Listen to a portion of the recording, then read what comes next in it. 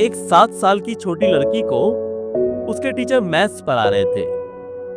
Teacher ने बड़े प्यार से पूछा, बेटा, अगर मैं तुम्हें एक सेब दूं और फिर एक सेब दूं और फिर एक सेब दूं तो तुम्हारे पास कुल कितने सेब हो जाएंगे? लड़की ने कुछ पल सोचा और अपनी नन्ही उंगलियों पर गिनती करने लगी। लड़की ने कहा, 4। टीचर को सुनकर थोड़ी निराशा हुई। उन्हें लगा कि यह जवाब तो बहुत आसान था, इसमें आखिर गलती कैसे हो सकती है। उन्होंने मन ही मन में सोचा, शायद बच्ची ने सवाल ठीक से सुना नहीं। उन्होंने एक बार फिर प्रश्न दोहराया, बेटा, ध्यान से सुनो, एक और एक सेब, कुल कितने हुए? लड़की ने टीचर का चेहरा देखकर समझ लिया था कि वो उसके जवाब से संतुष्ट नहीं है।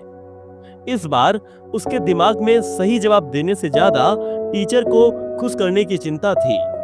उसने फिर से अपनी उंगलियों पर गिना, पर बहुत सोचने के बाद भी उसने संकोच करते हुए फिर वही जवाब दिया।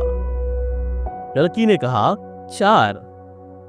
अब टीचर की निराशा और बढ़ गई। तभी उन्हें याद आया कि उस लड़की को स्ट्रॉबेरी बहुत पसंद है। उन्होंने सोचा, हो सकता है सेब पसंद न होने के कारण उसका ध्यान भटक रहा हो। इस बार टीचर ने एक नया तरीका आजमाया। उन्होंने बड़े जोश और मुस्कान के साथ पूछा, अगर मैं तुम्हें एक स्ट्रॉबेरी दूं, फिर एक और स्ट्रॉबेरी दूं और फिर एक और दूं तो तुम्हारे पास कितना स्ट्रॉबेरी हो जाएंगी? टीचर को खुश देखकर लड़की भी खुश हो गई। अब उस पर कोई दबाव नहीं था। उसने फिर से उंगलियों पर गिना और इस बार बोली, 3। टीचर का चेहरा खिल उठा। उसका नया तरीका काम कर गया था। उन्हें लगा कि लड़की अब गणित सीख चुकी है। अपनी सफलता से उत्साहित होकर उन्होंने सोचा कि अब लड़की को सेब वाला सवाल फिर से समझा दिया जाए। टीचर ने कहा, शाबाश बेटा, अब बताओ, अगर मैं तुम्हें एक सेब दूं और फिर एक और सेब दूं और फिर एक और सेब दूं तो तुम्हारे पास कुल कितने सेब हो जाएंगे? पिछला जवाब सही होने से लड़की का भी आत्मविश्वास बढ़ चुका था। उसने बिना समय गवाए पूरे कॉन्फिडेंस से जवाब दिया, 4। यह सुनते ही टीचर का सब्र टूट गया। वह गुस्से से चिल्लाए, तुम्हारा दिमाग खराब है क्या? ये 4 कैसे हो सकता है? मुझे भी समझाओ कि तुम ये 4 सेब कहां से ला रही हो? लड़की बुरी तरह डर चुकी थी।